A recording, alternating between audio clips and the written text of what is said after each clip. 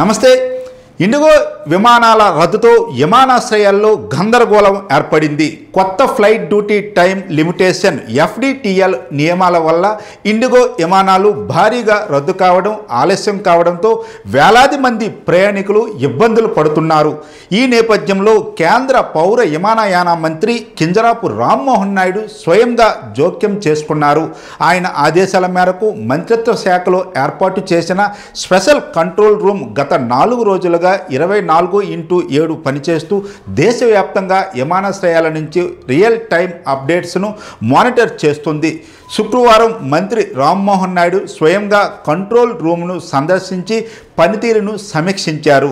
Airport ఆపరేటర్లు, airlines, air traffic control ATC నుంచి వచ్చే డేటాను ఒకే చోట సేకరించి ఇండిగోతో పాటు అన్ని ఎయిర్లైన్స్కు షేర్ చేస్తూ తగిన ఆదేశాలు జారీ చేస్తున్నట్లు ఆయన తెలిపారు.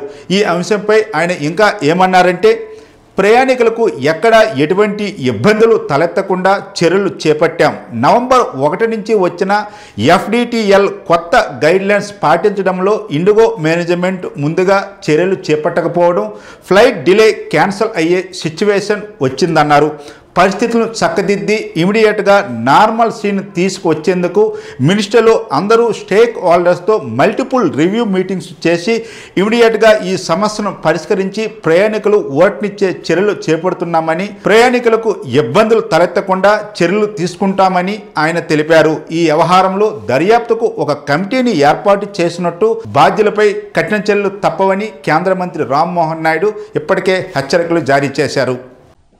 గత 2 రోజులుగా ఇండిగో ఎయిర్లైన్స్ వల్ల ప్యాసింజర్స్ కి ఎదురవుతున్నటువంటి సమస్యలకి సంబంధించి మినిస్ట్రీ ఆఫ్ సివిల్ ఏవియేషన్ నుంచి థరోగా మేము గ్రౌండ్ లెవెల్లో దీని మీద రివ్యూ చేసుకుని మన ప్యాసింజర్స్ యాత్రికులకి ఏదైతే సహాయక చర్యలు తీసుకోవాలో దాని పట్ల ఎక్కడ లోటు లేకుండా అన్ని కార్యక్రమాలు కూడా మినిస్ట్రీ నుంచి మేము చేయడం జరుగుతుంది. ఏదైతే కొత్త గైడ్ లైన్స్ FDTL కి సంబంధించి నవంబర్ 1 నుంచి వచ్చాయో ఆ రోజు నుంచి చూసుకుంటే ఆ గైడ్ లైన్స్ లో ఇండిగో సంస్థ వాళ్ళకి సంబంధించి క్రూ మేనేజ్మెంట్ సరిగ్గా ముందు నుంచే చర్యలు తీసుకోకపోవడం వల్ల డిసెంబర్ 3వ తారీఖు నుంచి డిలేస్ గానీ క్యాన్సిలేషన్స్ ఎక్కువగా అవ్వడం మనం అందరం కూడా చూసాం.